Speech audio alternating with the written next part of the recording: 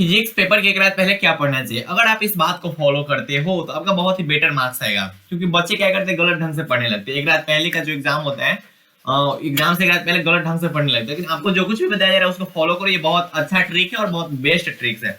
आप देखोगे तो खुद में खुद आपको रियलाइज होगा कि हाँ भैया आपने जो बताया वो बहुत बेस्ट बताया है। बच्चे बोल रहे हैं कि भैया यहाँ बोल ही दियो कि जब शांत रहना है तो पढ़ने की बात क्यों कर रहे हो। देखो, शांत रहने का मतलब रिलैक्स रहना है, ठीक है, रिलैक्स रहना, ज्यादा प्रेशर में नहीं आना है, ठीक है। तो शांत आपको रहना है, लेकिन उसके साथ साथ क्या करनी है वो बता रहा हूँ। देखो, आपको क्या करना है, कुछ स्टेप्स है, इस स्टेप्स को फॉलो कीजिए। क्या स्टेप्स है भैया? शॉर्ट नोट्स अगर आपने बनाए हैं तो उस शॉर्ट नोट्स का आपको रिवीजन करना है। बच्चे बोलेंगे मैंने शॉर्ट नोट्स नहीं बनाया, तो उनके लिए भी कुछ है, ध्यान से सुनो।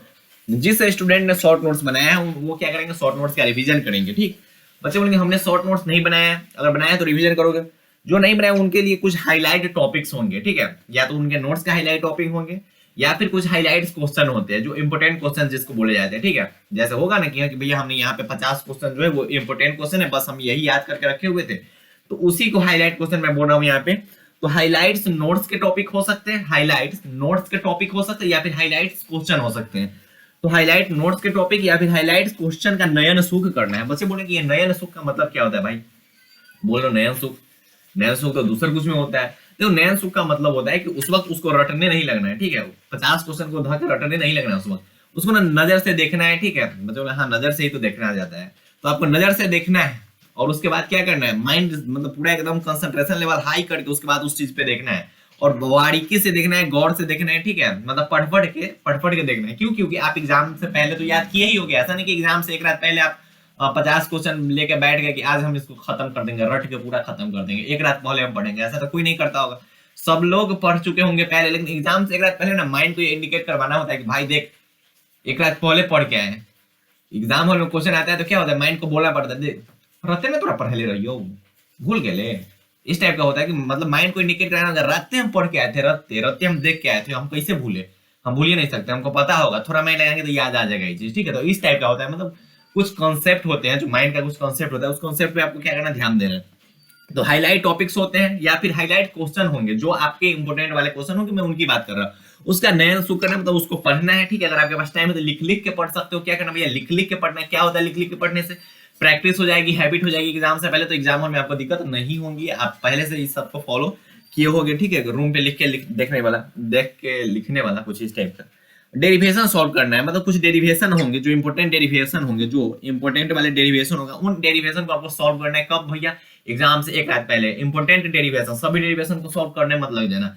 जो इंपोर्टेंट डेरिवेशन जिसकी संभावना बहुत ज्यादा है, उन डेरिवेशन को एग्जाम से एक रात पहले सॉल्व करके जाना, क्योंकि माइंड को इंडिकेट कराना है कि रत्ते हम करके आए हुए थे, अभी भूलेंगे नहीं तुमको हम। ऐसा करना होता है, ठीक। पूरा नोट्स नहीं पढ़ना। बच्चे क्या करते हैं पता है? मैं बता रहा हूँ, यही एक गलत तरीका है। एग्जाम से एक रात पहले उनका जो इतना बड़ा जो नोट्स रहता है, इतना मोटा नोट्स रहता है, वो पूरा नोट्स से पढ़ने लगते एग्जाम से एक रात पहले, ठीक है। 2 बजे तक नोट्स पढ़े, ठीक है। आगे पढ़ते जा रहे, पीछे याद नहीं कि पीछे हम क्या पढ़े थे, आगे पढ़ते जा रहे, पीछे याद ही नहीं। देखो, एग्जाम से एक रात पहले तो माइंड को रिलैक्स रखना होता है, माइंड पर थोड़ा कम वर्कलोड देना चाहिए, ठीक है। वर्कलोड थोड़ा कम होना चाहिए ताकि आपका माइंड रिलैक्स रहे और शांत रहे, ठीक है। ज्यादा वर्कलोड दोगे माइंड पे तो वो नर्वसनेस पैदा हो जाती है, एंग्जाइटी टाइप का होने लगता है, घबराहट बढ़ने लगती है। तो आपको क्या करना है, पूरा नोट्स नहीं पढ़ना है बच्चे। कितना पढ़ना है भैया? हाईलाइट टॉपिक्स, हाईलाइट क्वेश्चंस या फिर शॉर्ट नोट्स पढ़ना है, ज्यादा कुछ नहीं पढ़ना है। उसके बाद क्या है कि ऑब्जेक्टिव, बच्चे बोलेंगे भैया हम ऑब्जेक्टिव रटने लगेंगे पूरा, गेस का पूरा ऑब्जेक्टिव नहीं रटना है, ठीक है। जो स्टूडेंट पहले से जुड़े होंगे उनको पता होगा कि भैया भैया बोले थे कि हाईलाइट वाला ऑब्जेक्टिव कुछ है। जैसे अगर आपने 1 से 100 तक ऑब्जेक्टिव किया, याद किया, ठीक है, उसमें से लगभग 10-15 ऐसे ऑब्जेक्टिव हो सकते हैं, ऐसे हो सकते हैं जो आपको नहीं पता थे। उन सब ऑब्जेक्टिव पे आप ऐसा ऐसा किए होगे, ठीक है। बच्चे बोलेंगे नहीं हम अपनी उनका नाम लिख दिए थे, तो अब जो भी हो मतलब एक इंडिकेशन होगा कि हाँ कि भैया कुछ तो है जो हमें उसके बारे में नहीं पता था। तो उन ऑब्जेक्टिव को एग्जाम से पहले नयन सुख करना है। नयन सुख, हम नयन सुख करेंगे, ठीक है, हम दूसरा चीज का नयन सुख करेंगे, तो वो सब नहीं करना है, ठीक है। जो हाईलाइट्स ऑब्जेक्टिव होंगे, पूरा ऑब्जेक्टिव नहीं रटने लगना। पता चलेगी पूरा गेसबा तुम लेके अब रटने लगे पूरा। जो चीज याद है उसको 10 बार याद करने से बढ़िया है कि जो चीज ना याद है उसको 10 बार याद कर लो। तो इन सब पे थोड़ा ध्यान देना, ठीक है। हाईलाइटेड जो ऑब्जेक्टिव होंगे उन पर आपको ध्यान देना है। तो एग्जाम से एक रात पहले इतना कुछ फॉलो करो, बहुत बेटर आपका एग्जाम जाएगा, ठीक है। बच्चे क्या करते हैं, देखो, जब आपका माइंड रिलैक्स रहेगा ना तो एग्जाम आपका बहुत बेटर जाएगा। एक रात पहले आप पूरा नोट्स पढ़ने लगे तो फिर प्रॉब्लम हो सकती है, ठीक है। क्योंकि माइंड को कम वर्कलोड मिलना चाहिए, ठीक है, और रेगुलर स्लीप होनी चाहिए, अच्छा नॉर्मल स्लीप होना चाहिए, नॉर्मल डाइट होना चाहिए, खाना वाना नॉर्मल खाना है, ठीक है। ऐसा ना कि हाँ हजड़ के खा लेना, पता चले एग्जाम में जाकर नींद आ रही है, ऐसा कुछ नहीं, नॉर्मल खाना खा के जाना। एग्जाम दे के आना तब खाना, ठीक है, ज्यादा उससे पहले थोड़ा बहुत नाश्ता करके जाना। इन सब पे थोड़ा ध्यान रखना ताकि एग्जाम हॉल में ना आपका बॉडी फुली प्रिपेयर्ड रहे एग्जाम के लिए, ठीक है।